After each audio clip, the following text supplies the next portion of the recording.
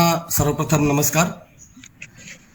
कला वाणिज्य महाविद्यालय येवला या महाविद्यालयाच्या महाविद्यालयीन विकास समितीची सभा आज आयोजित केलेली आहे. या सभेचे अध्यक्ष, आपल्या संस्थेचे सहसचिव, आपल्या सगळ्यांचे मार्गदर्शक आदरणीय प्राचार्य डॉक्टर VS मोरे साहेब, या सभेचे उपाध्यक्ष, संस्थेचे उच्च शिक्षण आणि परीक्षा विभागाचे विश्वस्त आणि LVH महाविद्यालयाचे प्राचार्य आदरणीय प्राचार्य डॉक्टर बापूसाहेब जगदाळे सर, या सभेसाठी उपस्थित येवल्यामधील प्रतिथयश अशा प्रकारचे उद्योगपती आणि महाविद्यालयाला नेहमी ज्यांचं मार्गदर्शन लाभत असतं ते आदरणीय सुशीलभाई गुजराती, या सभेमध्ये उपस्थित आपल्या महाविद्यालयासाठी कायदेशीर बाबींसाठी नेहमी ज्यांचा सल्ला उपयोगी पडतो ते आदरणीय सुरेशजी सानप साहेब, त्याचबरोबर संस्थेने नॉमिनेट केलेले आणि प्राचार्यांनी नॉमिनेट केलेले सर्व सहकारी बंधू आणि भगिनींनो, आज आपण महाविद्यालय विकास समितीची सभा ऑनलाईन घेतो आहोत. या सभेचे अध्यक्ष आदरणीय VS मोरे साहेब यांना मी विनंती करतो की त्यांनी या सभेचं अध्यक्षस्थान स्वीकारावं. ठीक आहे सर. ओके, धन्यवाद सर. आपण प्रत्यक्ष सभेला सुरुवात करतो आहोत. मी त्या अगोदर पहिला जो सभेचा मुद्दा आहे, मागील सभेचे इतिवृत्त वाचून कायम करणे. मागील सभा प्राचार्य दालनामध्ये 14/7/2021 रोजी सकाळी 11 वाजता तत्कालीन महाविद्यालय विकास समितीचे चेअरमन माननीय प्राचार्य डॉक्टर सुभाष नामदेव निकम सर यांच्या अध्यक्षतेखाली ही सभा पार पडली होती आणि या सभेमध्ये खालील विषयांवरती मत नोंदवले गेले होते, त्यावरती चर्चा झालेली होती आणि तसा सगळा उल्लेख प्रोसिडिंगमध्ये करण्यात आलेला आहे. मागील सभेचे जे विषय आहेत ते आपल्या पुढे ठेवतो आणि त्यानंतर या इतिवृत्ताला मान्यता घेऊन या सभेचे जे काही विषय आहेत त्यावरती चर्चा आपण करणार आहोत. मागील सभेचे इतिवृत्त वाचून मंजूर करणे ते मागच्या सभेमध्ये मंजूर करण्यात आलेलं आहे. शैक्षणिक वर्ष 21-22 मधील विद्यार्थी प्रवेशाबाबत चर्चा करण्यात आलेली होती आणि आपल्या महाविद्यालयाची विद्यार्थी संख्या, प्रवेशित विद्यार्थ्यांची संख्या खूप चांगल्या पद्धतीने आहे, त्यामुळे त्याबाबत कुठल्याही प्रकारच्या अडचणी महाविद्यालयाला वरिष्ठ विभागात तरी नाहीये. शैक्षणिक वर्ष 20-21चा UQR तयार करून ऑनलाईन सबमिट करण्याबाबत चर्चा झालेली होती. डिसेंबरच्या महिन्यामध्ये, मागील डिसेंबरला तो वेळेमध्ये आपण UQR सबमिट केलेला आहे. सर्व संस्थेचे प्रतिनिधी आणि कमिटीवरील सर्व सदस्यांच्या स्वाक्षऱ्या घेऊन आपण ते सबमिट केलेलं आहे बेंगलोर नॅक ऑफिसला. त्याचबरोबर आपल्या महाविद्यालयाच्या संकेतस्थळावरती सुद्धा तो आपण डिक्लेअर केलेला आहे. शैक्षणिक वर्ष 2020-21 मध्ये जे खर्च झालेला आहे त्याचा ताळेबंद नफा तोटा पत्रक तयार करण्याबाबत, ऑडिट रिपोर्ट तयार करण्याबाबत चर्चा झालेली होती, त्याला या सभेने मंजुरी दिलेली होती. वरिष्ठ महाविद्यालयात आज रोजी रिक्त असलेल्या शिक्षक शिक्षकेतर पदांबाबत चर्चा त्यावेळेस करण्यात आली होती आणि त्या अनुषंगाने आपल्याला मराठी आणि इकॉनॉमिक्स या 2 विषयांना संस्थेने प्राध्यापक उपलब्ध करून दिलेले आहे, त्यामुळे काही प्रमाणात सुसूत्रता महाविद्यालयाच्या अध्यापनामध्ये निर्माण झालेली आहे. शैक्षणिक वर्ष 21-22 मध्ये त्यावेळेस विषय होता की आवश्यक साहित्य स्टेशनरी खरेदीबाबत चर्चा झाली आणि त्या अनुषंगाने संस्थेकडे पाठपुरावा करून काही साहित्य मिळालं, जे काही साहित्य मिळालेलं नव्हतं त्याबाबतही पुन्हा पाठपुरावा करून ते उपलब्ध करून घेण्यात आलं. काही परचेस ऑर्डर संस्थेकडनं मंजूर झालेले आहेत. Advance diploma in Yeola Paithani या कोर्सचे पेंडिंग फी बाबत ज्या काही समस्या निर्माण झाल्या होत्या त्यावेळेस चर्चा करण्यात आली आणि एकूण कोरोनाची परिस्थिती लक्षात घेऊन संस्थेने दिलेल्या ज्या काही गाईडलाईन्स आहेत त्या पद्धतीने आपण या मुलांकडनं फी वसूल केली आणि अतिशय चांगल्या पद्धतीने हा कोर्स महाविद्यालयामध्ये रन होतो आहे. नवीन विद्याशाखेसाठी प्रस्ताव आपण पाठवलेला होता विज्ञान शाखेसाठी. सावित्रीबाई फुले पुणे विद्यापीठाने 25 मार्च 2021 रोजी त्याला मंजुरी दिली, परंतु शासनाकडनं मंजुरी न मिळाल्यामुळे आपल्याला नवीन विद्याशाखा सुरू करता आलेली नाही. मनमाड रोडवरील बाबुळगाव शिवारातील महाविद्यालयाच्या स्वमालकीच्या असलेल्या अकृषिक जागेवरती बांधकाम करण्याबाबत संस्थेकडे पाठपुरावा करण्याबाबत चर्चा करण्यात आली होती आणि त्या पद्धतीने आदरणीय निकम सर यांच्यापर्यंत महाविद्यालय प्रशासनाच्या भावना आपण कळवलेल्या होत्या. महाविद्यालयाला आवश्यक असलेल्या पायाभूत जे काही साहित्य आहे त्याच्या खरेदीबाबत चर्चा करण्यात आली होती आणि ऐन वेळेला जे विषय आहेत त्याच्यावरती थोडीशी चर्चा होऊन विशेषतः जे PhD पदवी प्राप्त जे प्राध्यापक होते त्या वर्षामध्ये त्यांचा सत्कार डॉक्टर AP वनारसे आणि doctor Aryan Wakale sir, Chavan sir यांचा सत्कार माननीय अध्यक्षांच्या शुभ हस्ते त्यावेळेस करण्यात आलेला होता. एकूण सर्वानुमते ही सभा अतिशय खिळीमिळीच्या वातावरणामध्ये पार पडली होते. आज जी सभा आहे त्या सभेचा पहिला मुद्दा आपण संपवलेला आहे. मागील सभेचं इतिवृत्त आपल्यापर्यंत पोहोचवलेलं आहे. शैक्षणिक वर्ष दुसरा विषय आहे की 2021-22 मधील विद्यार्थी प्रवेशाबाबत चर्चा करणे. आपल्या महाविद्यालयाला विद्यार्थी संख्या अतिशय चांगली आहे. FY BCom साठी आणि FY BA साठी आपण 10% विद्यापीठाकडनं प्रवेशासाठी मागणी केलेली होती. विद्यापीठाने ती मंजूर केली आणि त्या पद्धतीने तसे प्रवेश झालेले आहे. FY BA साठी अनुदान तत्वावरती 252 प्रवेश आपण झालेले आहेत आणि विना अनुदानितवरती 119 प्रवेश झालेले आहेत.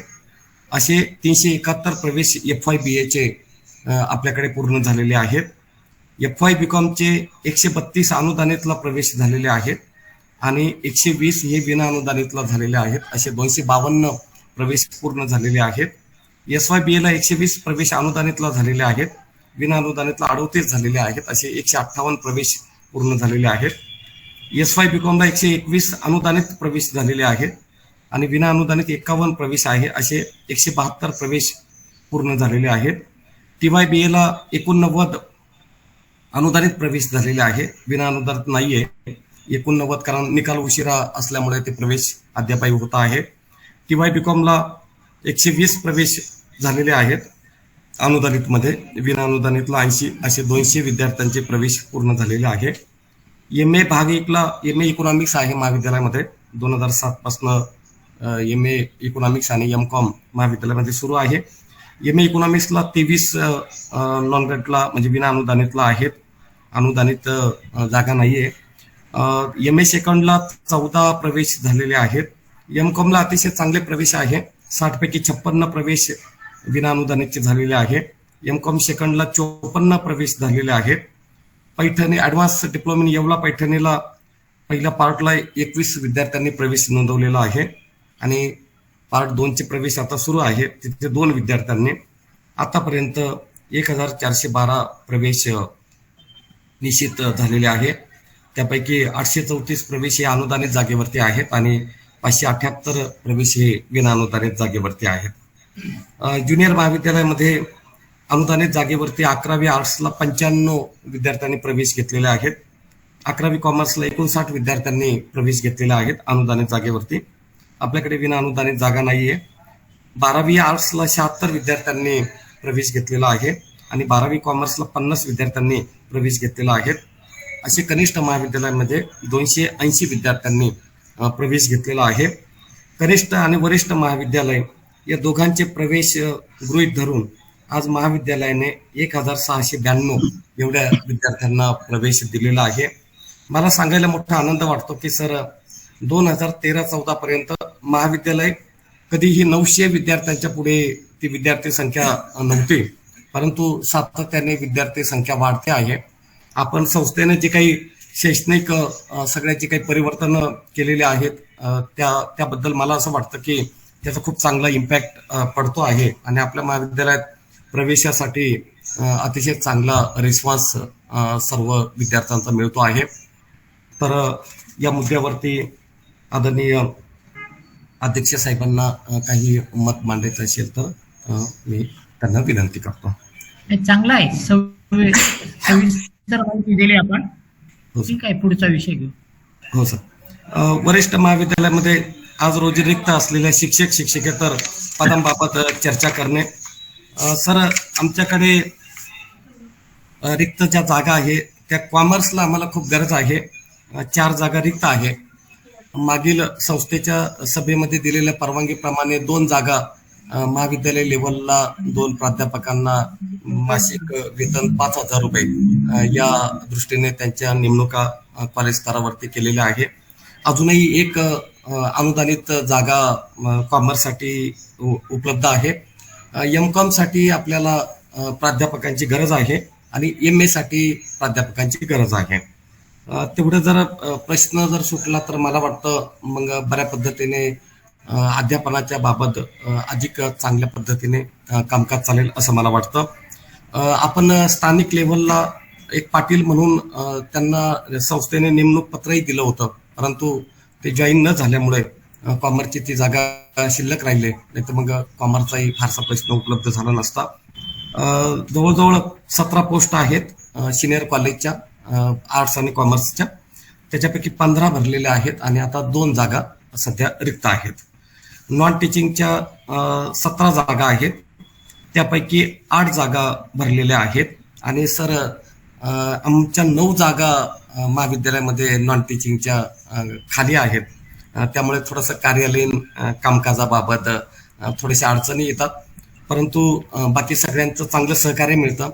त्यामुळे थोडे जास्त वेळ थांबूनही ते काम आम्ही पूर्ण करून घेतो. फक्त आम्हाला परीक्षेसाठी जर एक क्लर्क जर दिले तर खूप चांगलं होईल सर, कारण परीक्षेलाही काही माणूस नाही, TC तयार करायला नाही आणि त्यानंतर आम्हाला स्टोरलाही माणूस नाही.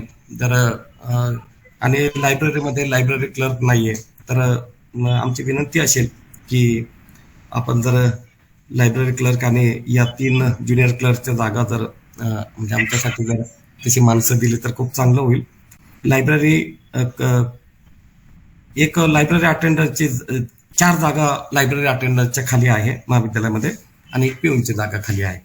अशा टोटल 17 पैकी 9 जागा महाविद्यालयामध्ये खाली आहेत. माननीय अध्यक्ष महोदयांना विनंती, याबाबत आपण मार्गदर्शन करावं. पहिली गोष्ट सर, सरकारनेच बंदी घातलेली आहे. सरकार अनुदानित वर घेऊच देत नाही आपल्याला आणि त्याच्यामुळे खूप अडचणी झालेल्या आहेत. जगदाळे सरच इथं हजर आहेत, ते सगळं बघतात. आता रोस्टर पासनं अपॉइंटमेंट पासनं सगळं.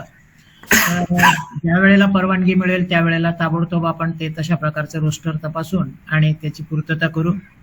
त्यातले त्यात तुमच्याकडे खूप अडचणी असतात, जगदाळे सरांनाही माहिती आहेत, मलाही माहिती आहे. म्हणून तुमच्याकडे किमान जिथं एकच माणूस आहे तिथं अजून एक कसा देता येईल. आणि जर नसेल तर आपलं जे धोरण ठरलेलं आहे की स्थानिक लेवलला आपल्याला जे कोणी उपलब्ध होतील त्यांना घ्यायचे. फक्त ते रीतसर जगदाळे सरांमार्फत मीटिंगमध्ये आले की त्याला आपण मंजुरी देतो, किंवा आपण जे क्लॉक आवरने घेतो किंवा आपण बेसिसवर घेतो त्यावेळेला जरी आपण लोकल आधीच विद्यार्थी शोधून ठेवायचे वर्षाच्या सुरुवातीला आणि त्यांना विनंती करून की बाबा इथल्या इथे लोकल तुम्हाला इथंच देऊ, त्याच्या आधी तुम्ही पुन्हा जगदाळे सरांची वगैरे चर्चा करून घेतली तर अनेक माणसांना आपण शक्यतोवर स्थानिकच देतो आणि त्यामुळे आपली अडचण थोडी दूर होऊ शकते. तर नॉन टीचिंग आणि टीचिंग दोघांचा ग्रँटेडचा हा मोठा प्रश्न आहे, कारण जवळजवळ आपल्या निम्मे जागा अनेक महाविद्यालयांमध्ये रिकाम्या आहेत. परवानगी मिळाल्यानंतर निश्चित त्याचा विचार केला जाईल. तो काही आपल्या स्तरावर पेंडिंग नाही. आपल्याकडे जेव्हा परवानगी येते तेव्हा आपण ताबडतोब हालचाल करतो, रोस्टर तपासतो, जाहिराती देतो आणि भरून घेतो. पण अजून परवानगी मिळालेली नाही. ठीक आहे, आपण अडचणीत काम करतायत त्यामुळे तुमचं आणि तुमच्या सगळ्या सहकाऱ्यांचा म्हणजे मी आभार व्यक्त करतो, कारण सगळ्याच अडचणी आहेत तुमच्याकडे. म्हणजे बिल्डिंग पासून जे इन्फ्रास्ट्रक्चर आहे तिथूनच आहे. आता सुशीलभाई आहेत, आम्ही आहोत आणि जगदाळे सर पण आहेत. जगदाळे सरांनाही चांगली अडचण माहिती आहे आपली जागा घेऊन, कारण मी क्लर्क असतानाच ती 1971ला घेतली होती. 1971लाच आपण बांधणार होतो. अगदी त्यावेळेला आपटे गुरुजींचे चिरंजीव डॉक्टर आपटे जे आहेत ते त्यावेळेला पुणे विद्यापीठाचे कुलगुरू होते. त्यानंतर तात्यासाहेब टोपे यांचे जे काही तात्या टोपेंचे रिलेटिव्ह किंवा वंशज जे आहेत त्यावेळेला प्रिन्सिपल टी.के. टोपे हे मुंबई विद्यापीठाचे कुलगुरू होते, सदानंद बर्दे शिक्षण मंत्री होते. मी अगदी भूमिपूजनाची पाटी सुद्धा नाशिकहून तयार करून आणली होती, पण बांगलादेशाचं युद्ध झालं आणि त्याच्यामुळे ते जे बंद पडलं, तर दुर्दैवाने आज 51 वर्षापर्यंत ते काम झालेलं नाही. आणि मला असं वाटतं की हा थोडा विचार करूनच एक CDC अध्यक्षामध्ये थोडा बदल केलेला आहे आणि म्हणून आज थोडं इकडे काम असल्यामुळे मला ऑफलाईन येता येईल नाही, ऑनलाईन आपण मीटिंग घेत आहोत. पण निश्चितपणे मी या पुढच्या आठवड्यामध्ये तिथं येईल आणि आपण या दृष्टिकोनातून आपल्याला काय काय मार्ग निघतील त्याचा विचार करू आपण आणि त्या पद्धतीने थोडा संस्थेकडे पाठपुरावा करू. गावातली जी काही स्थानिक आपले सहकार्य करणारे जे काही हितचिंतक आहेत त्या सगळ्यांशीही चर्चा करू आणि प्रशांत दादांची किंवा अपूर्व भाऊंची त्यांची भेट घालून घेऊ आणि बिल्डिंगचं बांधकाम किती गरजेचं आहे असं सांगून काही का होईना पण आपण कुठल्याही परिस्थितीत ते सुरू करण्यासाठी प्रयत्न करणार आहोत.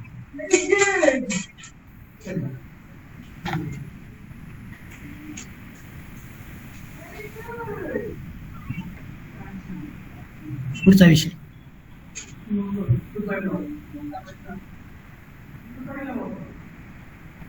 सर माईक अनम्यूट करा, तुमचा माईक अनम्यूट करा सर. आपले बाभुळगाव परिसरातली जागा अकृषित झालेली आहे सर. हो. त्यामुळे आपण जे काही मार्गदर्शन केलं ते भविष्यात नक्कीच उपयोगी पडेल. शैक्षणिक वर्ष 2020-21चा EQR तयार करून ऑनलाईन सबमिट करण्याबाबत चर्चा आपण करणार आहोत. तर जवळजवळ आमचं EQRचं काम फायनल स्टेजला आहे. आपल्या तुमची महाविद्यालयाच्या मुदत संपलेली आहे का? नॅकची मुदत संपलेली आहे? मुदत वाढली सर. डिसेंबर एंडिंग होती, आता जानेवारी एंडिंग आहेत सर. जानेवारी एंडिंग आहे म्हणजे सर. ते आता आपल्याला तुम्हाला पुन्हा हे सगळं जे आहे ना जगदाळे सरांची चर्चा करून तुमच्या स्थानिक स्तरावर हो. आणि तुम्हाला कसं शक्य आहे, तुमचं काम कुठपर्यंत आलेलं आहे आणि त्यानंतर आपल्याला तो सबमिट करता येईल. साहेबांकडनं व्हेरीफाय करून घेतला सर. आम्ही आता अजूनही चालेल. त्याच्यामध्ये काय नाविन्यपूर्णतेने काय थोडीशी वेळ आहे चेंज करून घेतो आहोत आणि तो पूर्ण झाल्यानंतर साहेबांची परवानगी घेतल्यानंतर आम्ही submit करू. मी थोडा वेळ बोलू शकतो का याच्यात? साहेब बोला. खरं तर तुमचा नॅकचा जो अक्रेडिटेशन कालावधी अजून संपलेला नाहीये. नाहीये सर. किती वर्ष बाकी आहे? आमचा डिसेंबर 22ला संपतोय सर. 30 डिसेंबर. अध्यक्षांनी मामांनी तेच विचारलं होतं की तुमचा कालावधी कधी संपतोय? 22 मध्ये संपतोय. डिसेंबर 22. अजून तुम्हाला एक्झॅक्ट 1 वर्ष बाकी आहे. हो सर.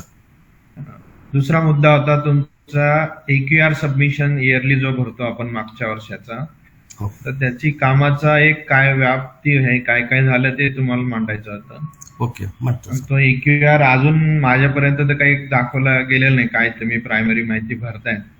तर एक बेटर होईल की जे SSRचं स्वरूप आता EQR ला आलेलं आहे त्यामुळे त्याच्यासाठी जास्त काम करायला पाहिजे, कारण ती माहिती भरल्यानंतर तुम्हाला पुढे एडिट करता येणार नाही आणि त्याच्यामुळे तुम्ही सगळ्या महाविद्यालयातल्या सगळ्या टीमने नॅक कोऑर्डिनेटर जे असतील, ॲक्युरसी कोऑर्डिनेटर कोणी असतील, तुम्ही सगळ्यांनी तुम्ही SSR भरत आहात ते एक लक्षात ठेवा. हो. त्यामुळे त्याला जी माहिती लागेल ती चांगल्या पद्धतीने तयार करा, तपासून घ्या, तुम्ही इकडनं तपासून घ्या नंतरच तुम्ही अपलोड करायला घ्या.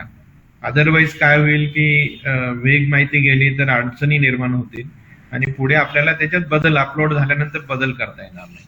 त्यामुळे मागच्या EQR पेक्षा ह्यावेळेस तुम्ही जास्त काम करायला घ्यावं अशी माझी विनंती आहे. जगदाळे सर, पहिली गोष्ट गमे सर, जगदाळे सर नॅक कमिटीचे चेअरमन आहेत, म्हणजे आपल्या संस्थेची जी सेंट्रल कमिटी आहे, आम्ही आणि भाऊ वगैरे आम्ही जे आहे ते आम्ही आमंत्रित आहोत. तुम्हाला गरज वाटली त्यावेळेला आम्ही येतो आणि म्हणून सरांनी ज्या सूचना केलेल्या आहेत त्याप्रमाणे सर नॅकचं कुठलंही फायनल करायचं असेल तर कच्चा जो ड्राफ्ट आहे तो तुम्ही तयार करून सरांशी चर्चा करून फायनल करायला पाहिजे, कारण त्याच्यात नंतर दुरुस्ती करता येत नाही आपल्याला. त्या दृष्टीने सरांची संपर्कात राहा. त्याच्यानंतर पुढच्या वेळेला येताना पाहिजे तर मी आणि सर आधी येऊन जाऊ, कारण आता ज्यांची मुदत संपलेली आहे त्यांच्याकडे आपली नॅकची जोरात तयारी चाललेली आहे. तिथे आमच्या व्हिजिट्स होत आहेत, प्रत्यक्ष सर्व प्राध्यापकांना भेटून आता आपण त्या दृष्टिकोनातनं काम करतो आहोत. आता इथं पण आपल्याला जरी 1 वर्षाचा असेल तरी सुद्धा आपल्याकडे अडचणी पण खूप आहेत, त्यामुळे किमान आपलं डॉक्युमेंट जे आहे ते तरी आपलं चांगलं असलं पाहिजे. त्याच्यानंतर बरोबर असलं पाहिजे, त्यासाठी प्रयत्न करायला पाहिजे. सरांचं सहकार्य केव्हाही मिळेल. पहिली गोष्ट, सरांमागे फार व्याप आहे, कारण आता मी थकलेलो आहे, त्याच्यामुळे माझी सगळी जबाबदारी जी आहे, मी पूर्वी जे इकडे तिकडे जात होतो ते सगळं बंद झालेलं आहे. त्यांना सगळीकडेच जावं लागतं. विद्यापीठ असेल, शासन असेल, संस्थेचं असेल, काम बघावं लागतं. आणि म्हणून सरांच्या सोडीने फोनवर बोलून, चर्चा करून, किंवा एखाद दिवशी ज्या दिवशी निश्चित 100% नाशिकलाच राहतील त्या दिवशी येऊन भेट घेऊन आणि हे सगळं करणं गरजेचं आहे. म्हणजे आपल्याला सगळ्या प्रकारचा अनुभव त्या ठिकाणी येऊ शकतो आणि आपल्या दुरुस्त्या होऊ शकतात त्या. हो साहेब, आपण दिलेले जे सगळ्या सूचना आहेत त्या आम्ही पुरेपूर अंमलात आणू. नवीन ज्या नॅकच्या गाईडलाईन आहेत त्या आम्ही फॉलो करतो आहोत. त्या पद्धतीने MOU वगैरे केलेलं आहे. काही जे मार्गदर्शन आहे, विशेषतः ग्रीन कॅम्पस वगैरे किंवा त्याचं ग्रीन ऑडिट वगैरे, त्याबाबत आम्ही संस्थेकडनं मार्गदर्शन घेणार आहोत. प्राथमिक लेवलला आमची EQRची तयारी झालेली आहे. साधारण जानेवारीच्या 3ऱ्या आठवड्यात किंवा 2ऱ्या आठवड्यात आम्ही तो सबमिट करणार आहोत. त्या अगोदर आदरणीय उपाध्यक्ष साहेब जगदाळे साहेब यांच्याकडे तो आम्ही त्यांच्याकडनं तपासून घेऊ किंवा त्यांच्या ज्या सूचना आहेत त्या पद्धतीने त्याच्यामध्ये काही बदल घडवू आणि त्यानंतरच आम्ही प्रत्यक्ष तो सबमिट करू.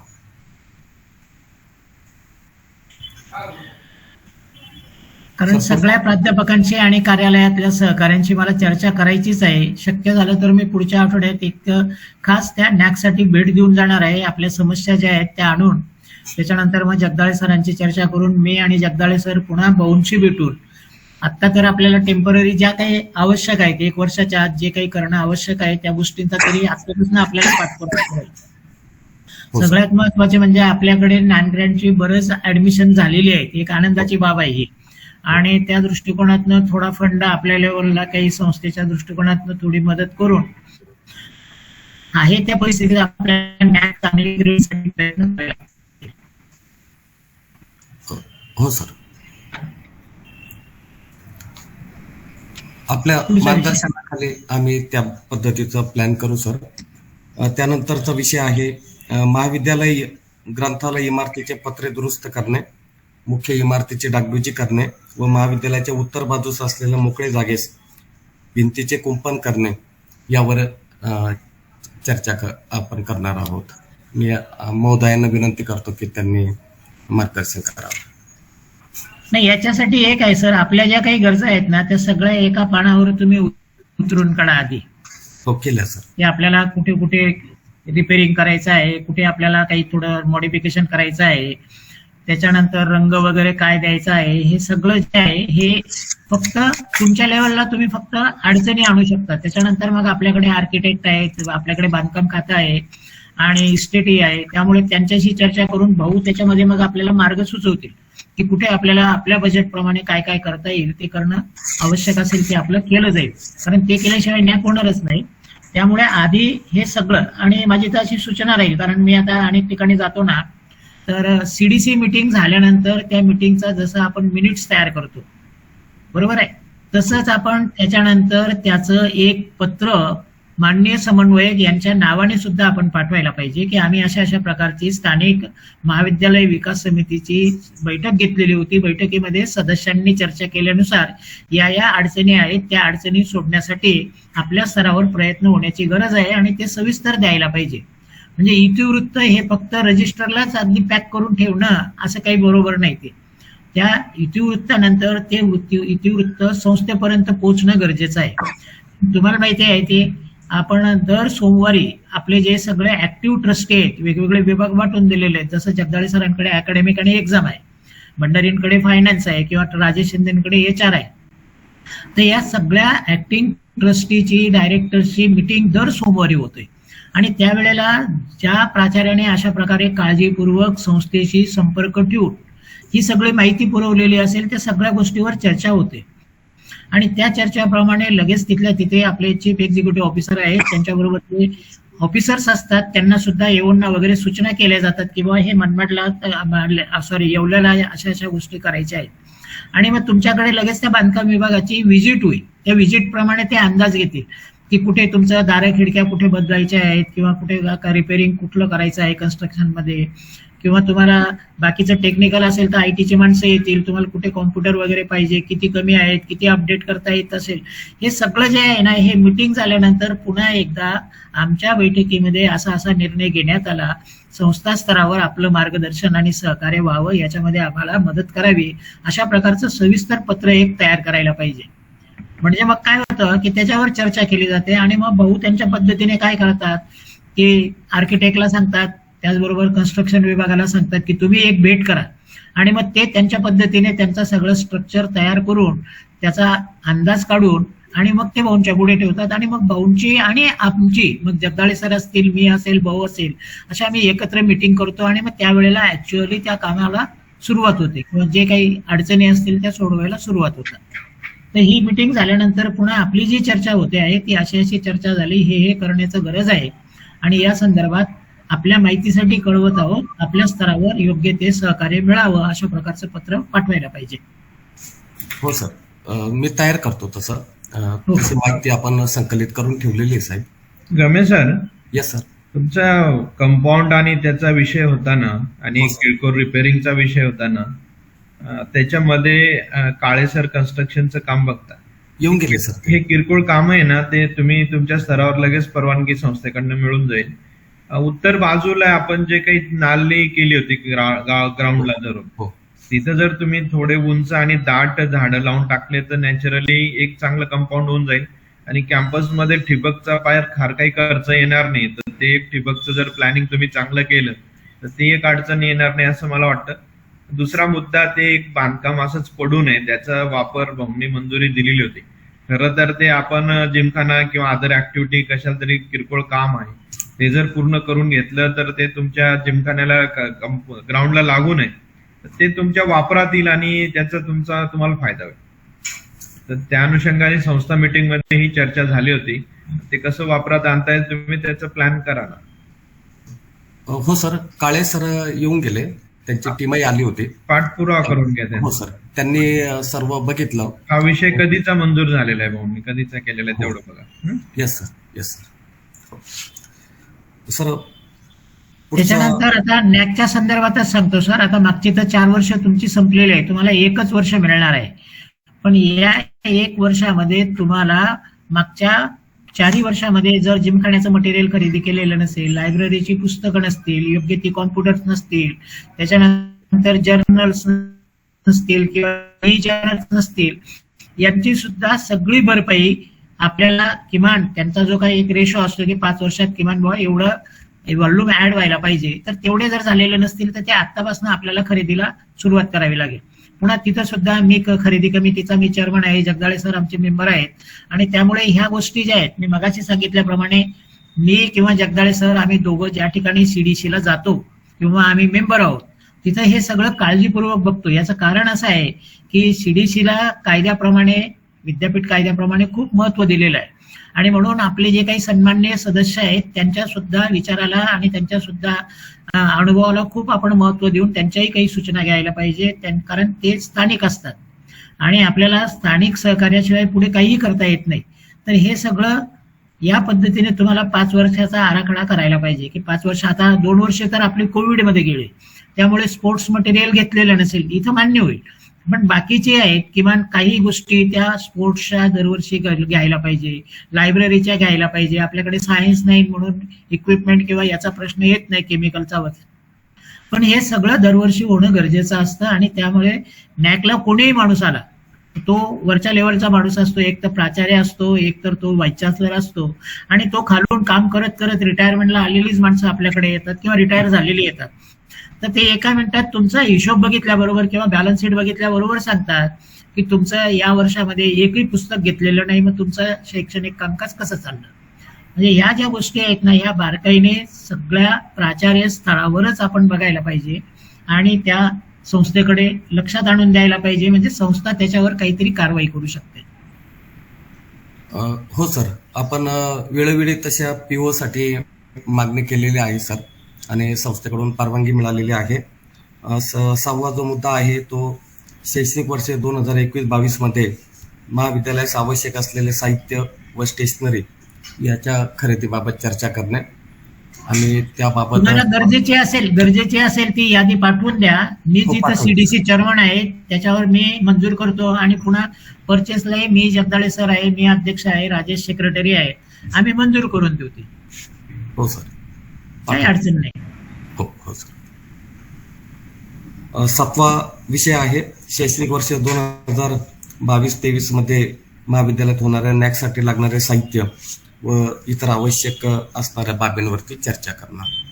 ते आता मगाशी आपण सांगितलंच आहे. तुम्हाला 1 वर्षानंतर जरी येणार असेल तरी आपल्याला काही एकदम या सगळ्या सुधारणा करता येत नाही किंवा एकदम खरेदी करता येत नाही. म्हणून त्या आत्तापासून जर आपण सुरुवात केली, म्हणजे तुमच्याकडनं पत्रव्यवहार येईल, त्याच्यानंतर तो आमच्याकडे येईल, आमची मीटिंग होईल, आम्ही मंजुरी देऊ, त्याच्यानंतर पुन्हा आर्थिक तरतूद होईल, त्याच्यानंतर आपण डीलरकडे पाठवू, त्या डीलरकडनं तो माल येईल, याला 4 महिने 6 महिने लागून जातात. म्हणजे तुमचं नॅक जरी पुढच्या वर्षात असेल, 1 वर्षाची जरी मुदत असेल तरी ती 4 महिन्याचीच आहे. या सुगृहीत धरून आता आपल्याला घाई करावी लागेल, कारण 4 वर्ष तुमचा 80% वेळ ऑलरेडी निघून गेलेला आहे. हो. 20% वेळ आपल्या ताब्यात आहे. तुमची यादी तयार आहे का, काय काय अपेक्षित हो आहे? सर, तयार आहे सर. ठीक आहे ना, महत्वाचे वाचून दाखवा बरं मग. वाचून दाखवा, आम्ही त्याला मंजुरी देतो ना याच्यात. Yes sir.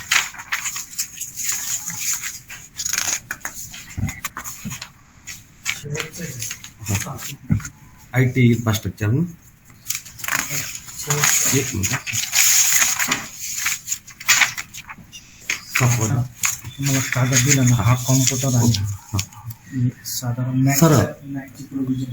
ती यादी आपल्या पुढे सादर करतो. नॅकसाठी ICT बेस्ड क्लासरूमसाठी आपल्याला तयारी करावी लागणार आहे, कारण नॅकच्या नवीन नियमाप्रमाणे तसा वर्ग असणं गरजेचे आहे. त्यानंतर ऑडिओ व्हिज्युअल रूम तयार करावी लागेल. एक लेडीज रूम असणं गरजेचं आहे. एक रीडिंग रूम असणं गरजेचं आहे. IQAC आणि IQAC सेंटर थोडंसं अद्यावत तिथे करावे लागणार आहे. कम्प्युटर लॅब नाही आहे सर कॉलेजला. मागील जे 17 साली जे नॅक आलं त्यावेळेस त्यांनी सांगितलं की अतिशय चांगले कम्प्युटर असलेले तुम्ही तिथे ठेवा आणि ती लॅब तुम्ही कार्यरत ठेवा. आणि लँग्वेज डिपार्टमेंटसाठी काही खरेदी करणं आवश्यक आहे. साधारणपणे एवढ्या ज्या जागेमध्ये आम्ही एवढं करू शकतो त्यासाठी कमीत कमी 5 लाख रुपयाची गरज आहे. पार्टिशन करून जर तसे वर्ग उपलब्ध केले तर हे होऊ शकतं.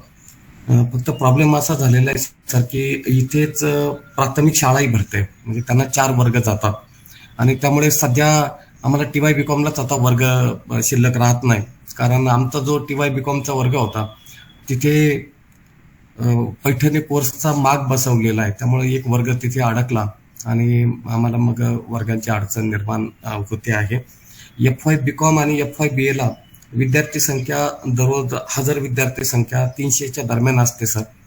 त्यामुळे वर्ग नसल्यामुळे एकाच वर्गामध्ये विद्यार्थी बसवावे लागतात, पण बसण्यासाठी खूपच अडचण येते, म्हणजे 3-3 विद्यार्थ्यांना एका बेंचवरती बसावं लागतं. हे थोड्याशा अडचणी आहे.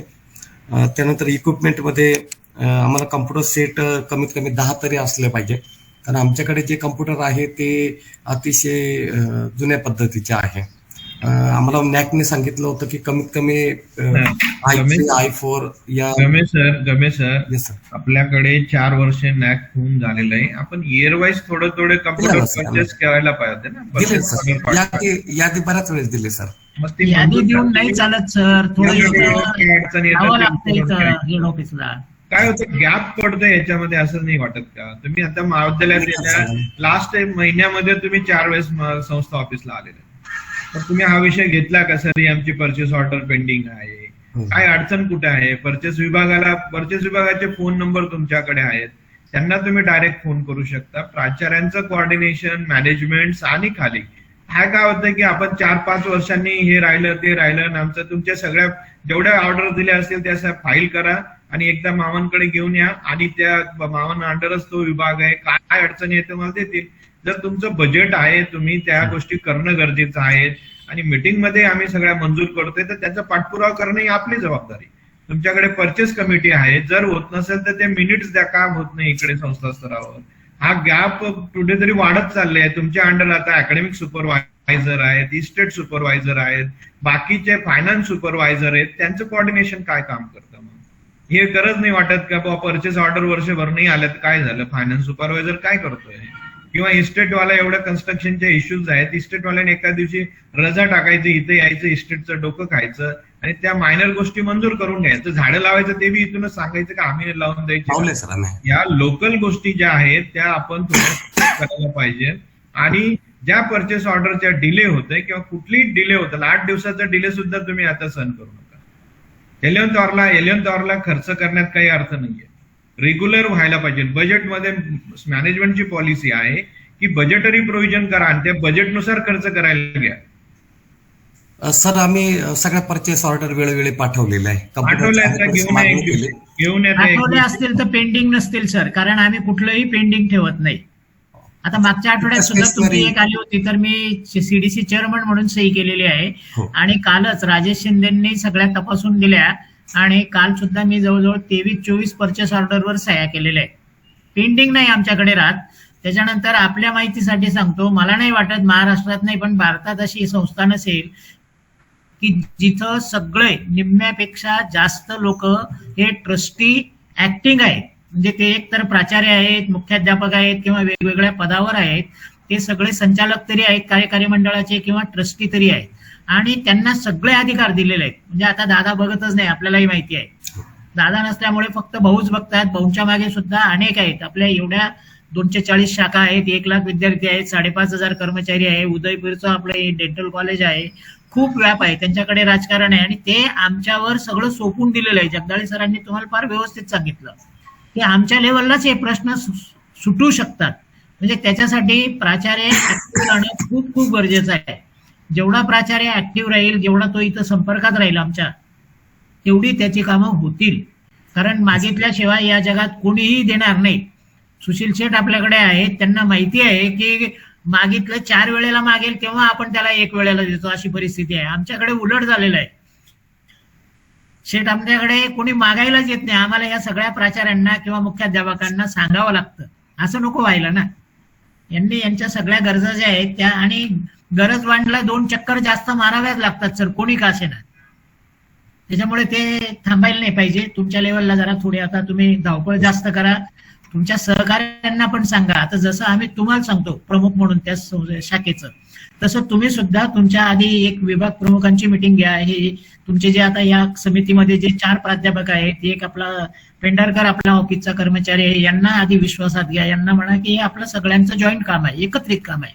त्याच्यानंतर सगळ्या शिक्षकेतर कर्मचारी शिक्षकांची मिटिंग घ्या आणि शेवटी महाविद्यालयाचा नावलौकिक हा त्या प्राध्यापकांना नेहमी आनंद देणारा असायला पाहिजे. महाविद्यालय जर चांगलं चालला, चांगला निकाल आला किंवा चांगलं बोलत असले आपल्याबद्दल, तर ते महाविद्यालयाबद्दल म्हणजे महाविद्यालयातल्या सगळ्या घटकांबद्दल चांगलं बोलतात. त्याच्यासाठी सगळ्यांना इन्व्हॉल्व करा तुम्ही. आणि मिटिंग कसं आहे, आठवड्यातनं किमान तुमच्या 2-3 मिटिंग वेगवेगळ्या स्तरावर व्हायला पाहिजे. फक्त एखाद्याला बोलवायचं आणि तोंडी सांगायचं आणि त्याच्याने तसं कामकाज चालत नाही. कुठल्याही परिस्थितीत तुम्हाला प्रत्येक वेळेला छोट्या छोट्या मिटिंग घ्याव्या लागतील. मग ती जिमखान्याची असेल तरी त्या पीटी डायरेक्टरला आठवड्यातनं 2दा बोलवायला पाहिजे. तुम्ही काय करताय, तुम्ही कुठल्या क्रीडा स्पर्धा भरवल्या, कोणत्या भरवणार आहेत, त्या कधी होणार आहेत, किती मुलं आपली पार्टिसिपेट झाली, त्याच्यामध्ये किती टीम आपल्या जिंकल्या, किती नाही जिंकल्या तर का नाही जिंकल्या. म्हणजे असे सगळे प्रश्नाचा बडीमार मी आणि जगदाळे सर गेल्यानंतर लोकांना नको वाटतं आम्ही 2 जण, कारण आमचा सगळा प्रश्नांचा बडीमार असतो.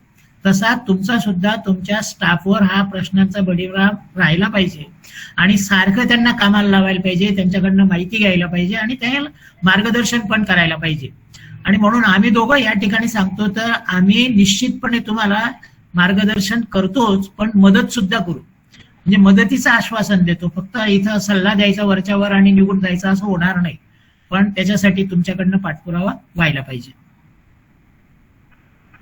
आवाज येत नाही, अनम्यूट करा. हो सर, आम्ही दर शनिवारी मीटिंग घेतो सर. या मीटिंगमध्ये त्या प्रत्येक डिपार्टमेंट वाईज चर्चा केली जाते. माझं एक सजेशन ह्या सीडीसी मध्ये राहील की तुम्ही आम्हाला आमचा जो मीटिंग झाल्यानंतर जो कालावधी असतो 3-1 महिन्याचा, तर त्या 3 महिन्यामध्ये तुमच्या कुठल्या सेक्शननी काय काम केलंय त्याचं एक प्रेझेंटेशन का करत नाही. तुमच्याकडे स्टुडंट वेलफेअरने काय काम केलं. आता तुमच्या विद्यापीठाचे प्रपोजल किती गेले होते SW कडे तुमचे? 3 प्रकारचे होते सर. हा, त्या व्यतिरिक्त एक पण गेलं नाही आपलं. तर ह्या सगळ्या गोष्टीवर लक्ष केंद्रित, एनएसएस प्रोग्राम ऑफिसर काय करतंय, नॅक रिलेटेडचे ऍक्टिव्हिटी प्लॅनिंग काय काम करतंय, अकॅडमिक सुपरवायझरने काय अकॅडमिक अचिव्हमेंट्स केल्यात ते प्रेझेंटेशन मध्ये यायला पाहिजे, ह्या बांधकाम रिलेटेड काय करतंय त्याच्या प्रेझेंटेशन मध्ये यायला पाहिजे, ह्या जर आपण विभाग वाईज काय ऍक्टिव्हिटी होत्या ते प्रेझेंटेशन मध्ये, अकॅडमिक ही आपण अकॅडमिक मॉनिटरिंग कमिटी आहे, म्हणजे महाविद्यालयीन विकास सर्वांगीण विकासाचं आमचं ही समिती आहे, या सगळ्यांसमोर तुम्ही अहवाल मांडायला पाहिजे प्रेझेंटेशन करून. हे काय होतं तेच विषय रिपीट करतो ना आम्हाला तेच बोलायला लावता. इथून पुढे हे होतं काम. सब मीटिंग कुठली घ्या तुम्ही, 10 तास मीटिंग घ्या एखाद्या महाविद्यालयाची, त्याच्यात जर त्याच्या रिलेटेड विषयांवर चर्चा नाही झाली तर आता आपण किती 1 तासही बोलत राहिलो तर काही फायदा नाही. या रिलेटेड विथ सब्जेक्ट आपण काम करायला पाहिजे आणि बिग स्पेसिफिक काम करा. आता जर तुम्ही सगळं प्रेझेंटेशन करून टाकलं असतं रिक्वायरमेंट 2च्या आतापर्यंत मीटिंग संपली असते. व्यर्थहीन चर्चेवर आपण आपला वेळ घालवतो असं नाही वाटत का आपल्याला? ठीक आहे, इथनं पुढे होता कामा नाही. चालेल सर. आणि सगळ्यात महत्वाचं सर, येवल्याचा माझा अनुभव जो आहे ना, 16 वर्ष होतो मी तिथे, तर तो खूप चांगला आहे. माझ्या आत्मचरित्रामध्ये मी असं म्हटलेलं आहे, एनएसएसचा मी प्रोग्राम इन्चार्ज होतो, आम्हाला अरुण शेठ गुजराती फुकट ट्रॅक्टर त्या काळात द्यायचे आणि आम्ही त्याचा उपयोग करायचो, सामान घेऊन जायला, सामान घेऊन यायला. म्हणजे हे जे आहे ना, हे गाव खूप मदत करणार आहे, पण यांच्याकडे 4दा जावं लागतं, संबंध ठेवावे लागतात, त्याच्यानंतर ते 100% मदत करतात. आणि म्हणूनच गावातला जो संपर्क आहे तो सुद्धा पाहुण्या कलाकारांसारखे येणारे जाणारे अपडाऊन वाले जरी असतील ना तरी सुद्धा गावातल्या लोकांशी, पालकांशी संबंध ठेवणं गरजेचं आहे. कारण आपले जर संबंध असले ना, आपण जसं नातेवाईक संबंध तुटले तर भाऊभावाला ओळखत नाही, हे तर आपण परक्या गावामध्ये आपलं कॉलेज चालवतो तर त्यांचं सहकार्य घेणं, त्यांच्याशी संबंध प्रस्थापित करणं, त्यांच्या सुखदुःखामध्ये जाणं किंवा वेगवेगळ्या ऍक्टिव्हिटी इन्व्हॉल्व्ह होणं हे सगळं गरजेचं आहे. म्हणजे त्यावेळेला आता सुशील भाऊंना माहिती आहे की हे आम्ही जे सांगतो ते काही तोंडी किंवा असं आदान तरी सांगत नाही, ह्या अशा घटना घडलेल्या आहेत, आम्ही सगळ्या ठिकाणी त्यांच्याबरोबर असायचो. तर ते इन्व्हॉल्वमेंट तुमचं वाढायला पाहिजे. तुम्ही काय आहे, एसटीतनं उतरला का कॉलेजवर आणि कॉलेजवरनं उतरला की एसटीत, असं काही चालणार नाही सर. जे असतील त्यांना मी आता पुढच्या आठवड्यात कुठल्याही परिस्थिती देतो, तुमच्या प्राध्यापकांना या सगळ्या इन्स्ट्रक्शन देतो. असं जर होणार नसेल तर संस्था वेगळ्या पद्धतीने विचार करेल. हे प्राध्यापक फक्त इथं काम करण्यासाठीच आपण नेमलेले असतात, त्यांनी विद्यार्थीचं हित हे घेणं गरजेचं आहे आणि त्याचबरोबर महाविद्यालयाचा विकास हा त्यांनी सुद्धा हातभार लावायला पाहिजे. त्या दृष्टीने बघा तुम्ही आता विषय घ्या. सर, एक विनंती करू का? हा, मोरे बापू, तुम्ही येवल्याला फार चांगलं ओळखता. हो, आता याच्या पुढे तुम्ही आणि जगदाळे सर, माझी अशी विनंती आहे, दोघांनी 8 ते 10 दिवसामध्ये येवल्याला यावं. त्याच्यानंतर येवला आणि तुमचा मालेगाव जो रोड आहे का, ज्या जागेवर आपली एक जागा आपण कृषी आता सध्या केलेली आहे, तो संपूर्ण येवला त्या भागामध्ये सध्या डेव्हलप होते. हो, हे येवल्यापासून तर सावरगाव पर्यंत जवळजवळ येवला आणि सावरगाव आता सध्या एकत्र झालेले आहे. हो, तरी भाऊच्या माध्यमातून, जगदाळे सरांच्या माध्यमातून सगळ्यांनी हिरे फॅमिलीकडे थोडी विनंती करून त्या जागेचं जर डेव्हलपमेंट करून ते बांधकामाला जर आपण जर सुरुवात जर केली तर पुढे येवलं जे वाढतंय ते येवलं, म्हणजे माझ्या माहितीप्रमाणे नाशिक जिल्ह्यामध्ये सगळ्यात डेव्हलपमेंट तालुका जर बघितला तर येवलाच आहे असं मला तरी वाटतं. नाही, मी सुरुवातीपासून मी आणि जगदाळे सर आता आम्हाला दोघांना दिलेलं आहे ना, तर आमचा सुद्धा टार्गेट जे आहे ना तिथली बिल्डिंग बांधण्याचाच आहे.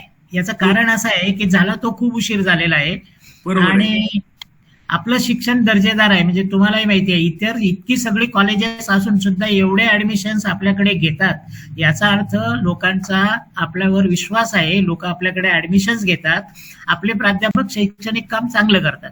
फक्त शैक्षणिक काम करून चांगलं नाही, शैक्षणिक व्यतिरिक्त सामाजिक काम व्हायला पाहिजे, मिसळायला पाहिजे. त्याच्यानंतर अजून याच्यापेक्षा जास्त कशी सुधारणा होईल त्याच्यासाठी प्रयत्नशील राहायला पाहिजे. निश्चितपणे शेट आम्ही येणारच आहोत आणि जगदाळे सरांची माझी आता का पुन्हा स्टॉक, म्हणजे मी जगदाळे सरांकडे माझा चार्ज देऊन आलो होतो MSG कॉलेजला, माझ्यानंतर ते प्राध्यापक झाले होते. तर त्यांनी आता या 20 वर्षामध्ये सगळ्या प्रकारची महाविद्यालयाची जी कामं असतील ना ती पोटतिडकीने केलेली आहेत. म्हणजे मी जसं इतक्या वर्ष करतोय तसं माझ्या नंतर, आता त्यांच्या तोंडावर नाही म्हणत आम्ही, पण आम्ही म्हणतो की बाबा मोरे मामा नंतर जगदाळे सारखे आणखी 7-8 तरी तयार व्हायला पाहिजे होते, पण ते होत नाही ना हो. म्हणजे आता अडचण हीच आहे की संस्था नाही म्हणत नाही ना खरी गोष्ट आहे. काम. आता माझी विनंती आहे, पुढच्या वेळेस येताना एक दिवस आधी फक्त गमे सरांच्या माध्यमातून मला निरोप द्या.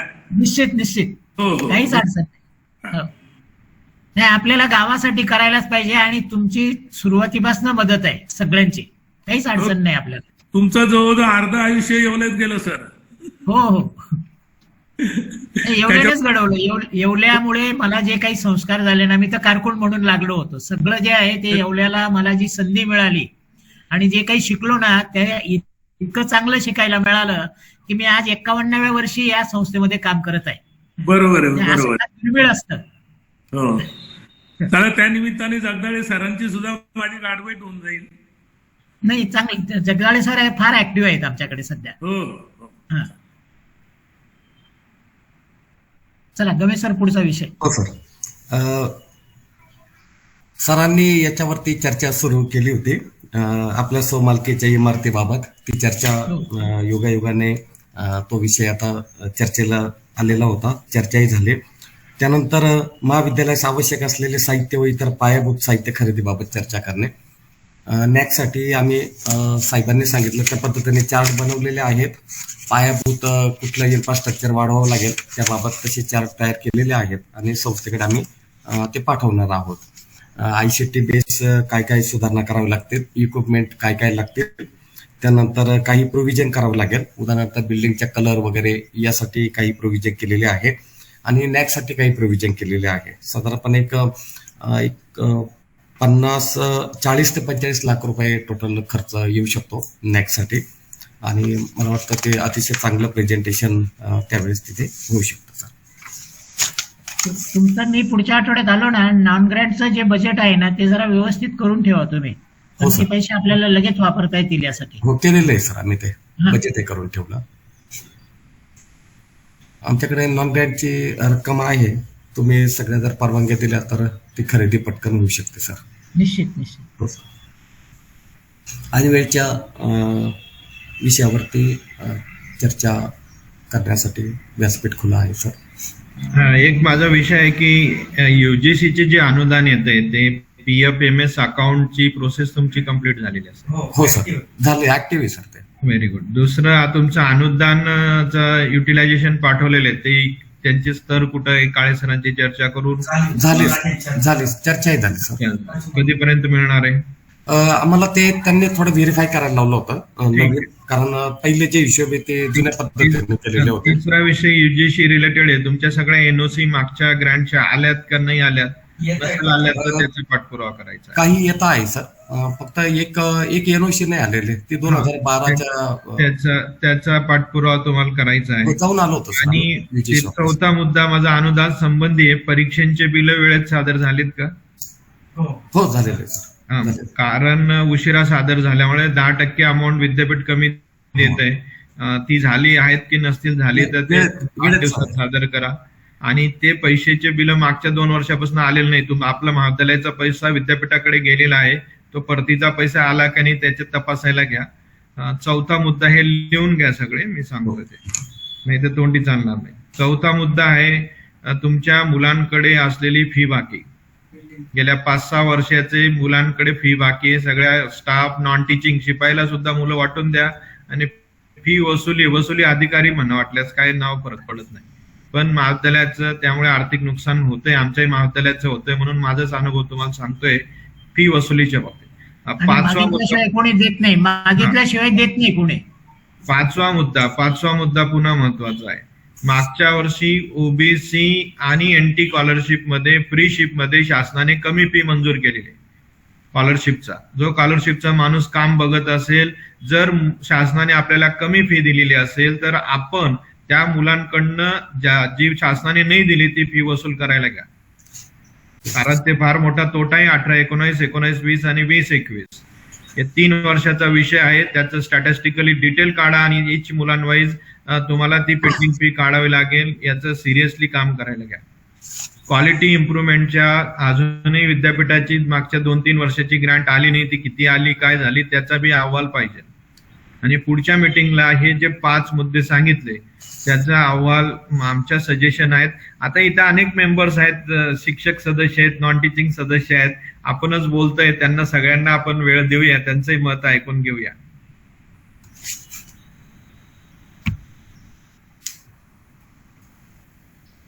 मला वाटतं विंचू सर आहेत, गायकवाड मॅडम आहेत, नांदुर्डेकर सर आहेत, त्याच्यानंतर चांगले सर आहेत, पेंढारकर सर आहेत, पुष्कळ आहेत ना. बालचंद्र पेंढारकर मोठ्या नावाचा माणूस आपल्याकडे कार्यालयाला आहे, नाव फार मोठं आहे, त्या मोठ्या माणसाचं नाव आहे. Hello sir. हा सर, वनारशी सर बोलतो.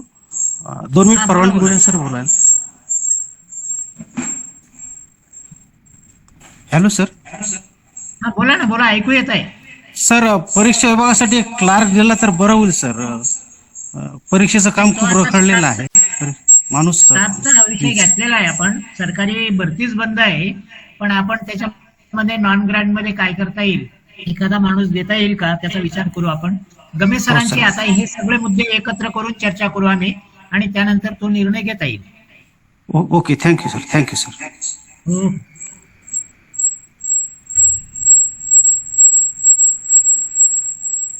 सर, अजून? प्राध्यापकांचा एक नेहमीचा प्रश्न असतो टॉयलेट बाथरूमच्या संदर्भातील, आणि बाहेरच्या बाजूला, ग्राउंडच्या बाजूला जे टॉयलेट बाथरूम होतं त्याची निगा तितकी व्यवस्थित नसते, म्हणजे तिथे व्यवस्थित सुविधा नाही, आणि बाहेरच्या बाजूला मुलं खेळत असतात. तर या बिल्डिंगला अटॅच, आपली जी मुख्य बिल्डिंग आहे ऑफिसला अटॅच, जर तिथं एखादी टॉयलेट बाथरूम जर करता आली तर तिची मेंटेनन्स आणि व्यवस्था अतिशय उत्कृष्ट राहू शकते. नाही, ती व्हिजिटच्या दिवशी घेऊ आपण. ते व्हिजिटच्या दिवशी आधी प्राथमिक आम्ही पाहणी करून घेऊ, जगदाळे सर आम्ही. त्याच्यानंतर ते मग बांधकामवाल्यांना सांगू, आणि मग बांधकामवाले भाऊंशी चर्चा करून आपल्याला फायनल मंजुरी मिळेल. हे जे विषय आहेत ना, आता ते तिथं व्हिजिट केल्याशिवाय होणार नाही. आपण इथं काही सांगू शकत नाही. बिल्डिंग मध्ये असतानाच आपण तो चर्चा करू तो विषय. हो सर, चालेल.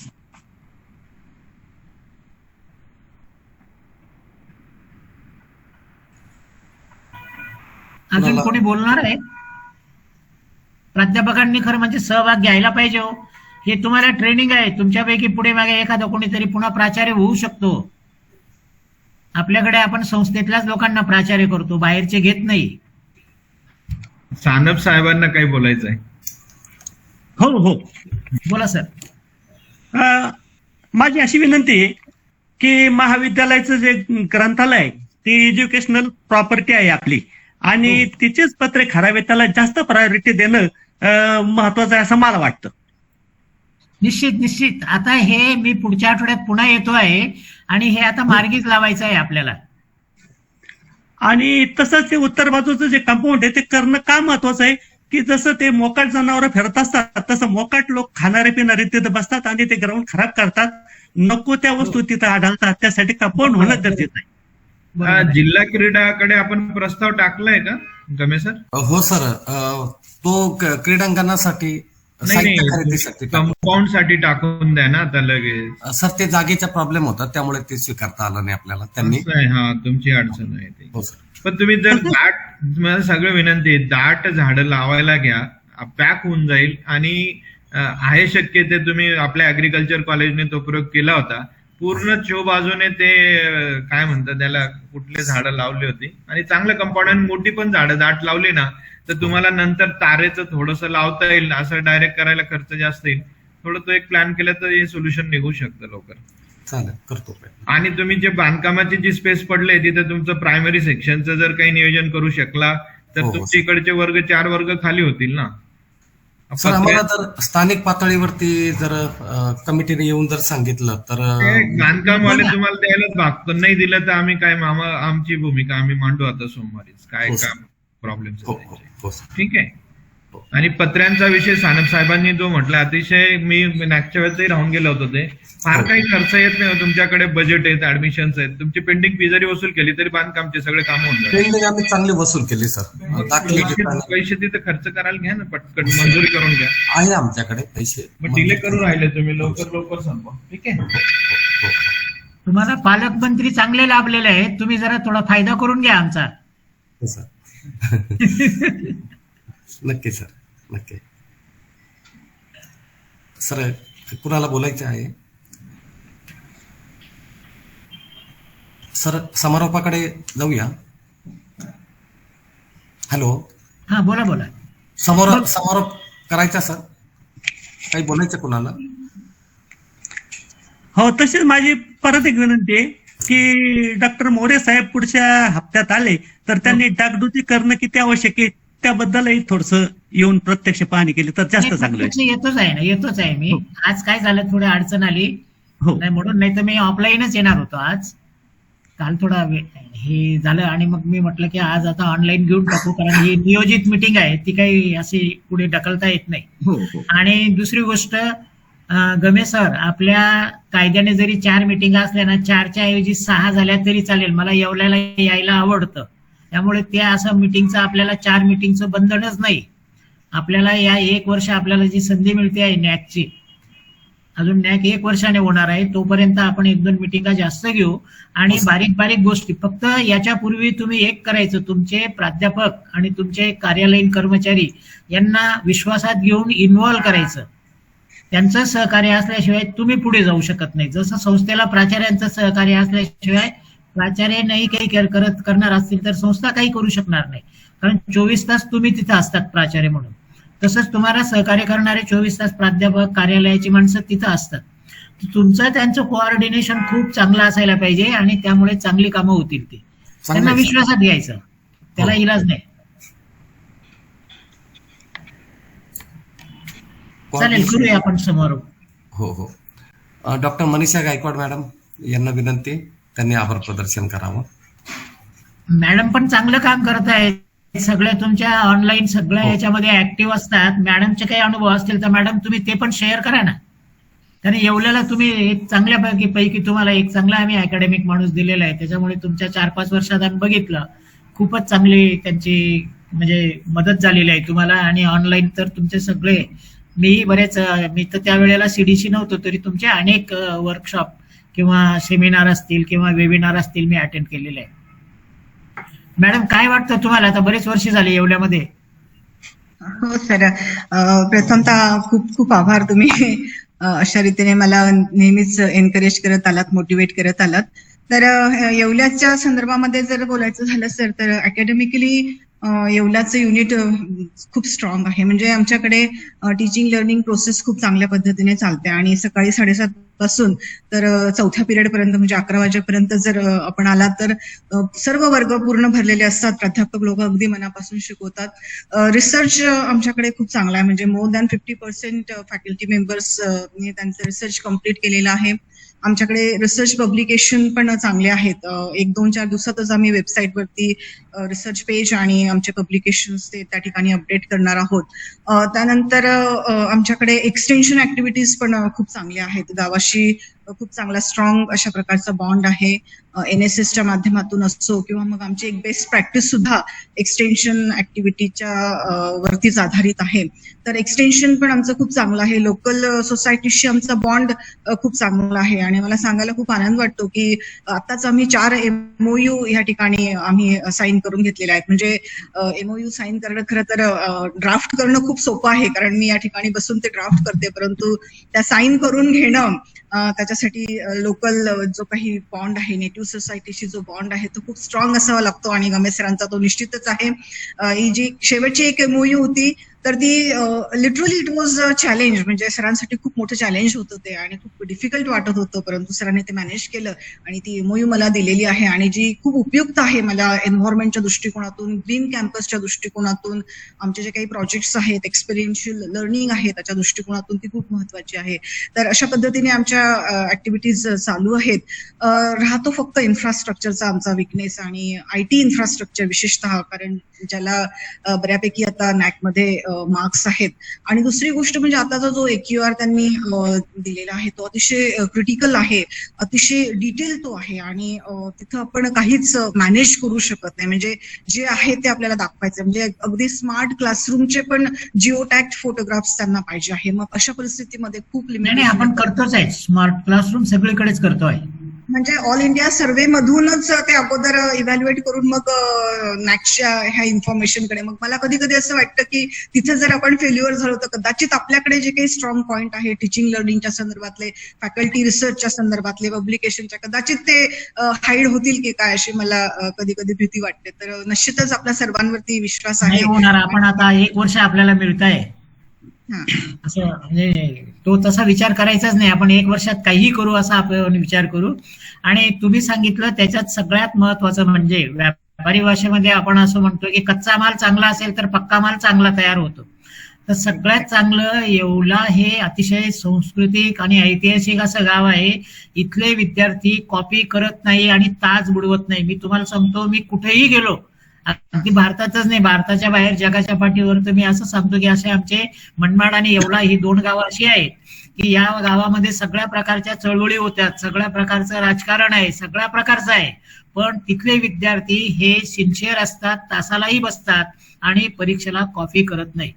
आणि म्हणूनच तुम्ही जे काही तुमचं आहे तर तुमचा त्या कच्चा माल तुमच्या ताब्यात खरोखर चांगला दिलेला आहे. तर तो आता पक्का करत असताना ते प्रोसेस करण्याचं काम तुमचं आहे. आणि तुम्ही म्हणतायत की तुम्ही स्ट्रॉंग आहेत, तर संस्थेच्या दृष्टीने मी तुम्हाला पुन्हा एकदा धन्यवाद देतो की तुम्ही अजून अकॅडमिकली स्ट्रॉंग व्हा. निश्चितच आपण म्हणजे काही नसताना, म्हणजे एखाद्या गरीब माणसाला जसा सन्मान होतो ना, तसा आपलं इन्फ्रास्ट्रक्चर कितीही पुअर असलं पण नॅकच्या टीमला असं वाटायला पाहिजे की या माणसांनी एवढ्या अडचणीमध्ये इतकी चांगली मुलं तयार केलेली आहेत किंवा इतकं चांगलं काम चाललेलं आहे तरी सुद्धा आपल्याला चांगली ग्रेड मिळू शकेल. निश्चितच सर, निश्चितच. तर अजून काही बोलायचं आहे सर का आभार प्रदर्शन करूया? हो, सरांच्या तुम्ही परवानगी. बोलणार असेल तर बघा, नाही तर मग करा आभार प्रदर्शन. धनराज पण दिसतोय इथं मला स्क्रीनवर आलेला. हा सर, हो, धनराज, करतो. तुमच्याकडे आहे का? अतिशय खेळीमेळीच्या वातावरणामध्ये अतिशय महत्वपूर्ण मार्गदर्शन आज आपल्याला या सीडीसीच्या सभेमध्ये झालेलं आहे. या सभेसाठी उपस्थित आपल्या सीडीसी समितीचे प्रमुख आदरणीय प्राचार्य डॉक्टर व्ही.एस. मोरे सर आपल्यामध्ये उपस्थित आहेत. त्यांनी अतिशय खेळीमेळीच्या वातावरणात हे सगळं मार्गदर्शन केलेलं आहे. त्यांचा येवल्यावरती प्रथमपासूनच लोभ राहिलेला आहे आणि येवल्याशी त्यांचं असलेलं एक नातं आहे. त्यामुळे आपल्या सगळ्याच गोष्टी सहज मंजूर होतील असं आश्वासन देखील मामांनी दिलेलं आहे. मी आदरणीय प्राचार्य डॉक्टर व्ही.एस. मोरे सर यांचं मनपूर्वक महाविद्यालयाच्या वतीने हार्दिक आभार व्यक्त करतो. त्याचबरोबर आपल्याला नेहमीच मार्गदर्शन करणारे आदरणीय डॉक्टर बापूसाहेब जगदाळे सर हे देखील उपस्थित आहेत. सरांचं अतिशय अभ्यासपूर्ण असं मार्गदर्शन असतं. आदरणीय अध्यक्ष प्राचार्य डॉक्टर मोरे मामा यांच्या वक्तव्यातून आलं की त्यांच्यानंतर जगदाळे सर आणि जगदाळे सरांनंतर तशी माणसं तयार व्हावीत, यामध्येच त्यांच्या एकूणच त्या कार्याची पावती पण त्यांनी दिलेली आहे. मी आदरणीय जगदाळे सरांचं देखील या सीडीसी समितीच्या वतीने महाविद्यालयाच्या वतीने मनपूर्वक आभार व्यक्त करतो. या सीडीसी समितीचे आदरणीय सदस्य आदरणीय सुशीलभाई गुजराती हे नेहमीच मार्गदर्शन करत असतात. येवल्यातील एक कथित यश उद्योगपती आहेत आणि त्यांच्या व्यस्ततेतून वेळ काढून महाविद्यालयासाठी विकासासाठी ते वेळ देत असतात. त्यांचे देखील मी मनपूर्वक आभार व्यक्त करतो. ॲडव्होकेट सुरेशजी सानप साहेब हे देखील वेळोवेळी महाविद्यालयाला भेटी देत असतात आणि मार्गदर्शन करत असतात. आजही त्यांनी मौलिक असं मार्गदर्शन केलेलं आहे, त्यांनी मौलिक सूचना केलेल्या आहेत. त्यांचं देखील मी या सीडीसी समितीच्या वतीने महाविद्यालयाच्या वतीने महात्मा गांधी विद्यामंदिर संस्थेच्या वतीने आभार व्यक्त करतो. त्याचबरोबर या सभेला उपस्थित आदरणीय प्राचार्य डॉक्टर भाऊसाहेब गमे सर, त्यानंतर उपप्राचार्य शिवाजीराव गायकवाड सर, नॅक कोऑर्डिनेटर आदर गायकवाड मॅडम, पर्यवेक्षक डॉक्टर अरुण वनारसे सर, क्रीडा संचालक शिरीष नांदुर्डीकर सर, शिक्षक प्रतिनिधी प्राध्यापक ठका सांगडे सर व उपस्थित सर्व बंधू भगिनी, नॉन टीचिंगचे असलेले पेंढारकर सर, या सर्वांचाच मनपूर्वक आभार व्यक्त करतो आणि अध्यक्षांच्या परवानगीने आजची सभा येथे संपन्न झाली असं जाहीर करतो. धन्यवाद. सगळ्यांना पुन्हा धन्यवाद माझ्या वतीने, पण संस्थेच्या वतीने आपण सगळे उपस्थित झालात. चांगल्या चर्चेला सुरुवात झालेली आहे. निश्चितपणे याचा आपल्याला फायदा होऊ शकतो. धन्यवाद सर.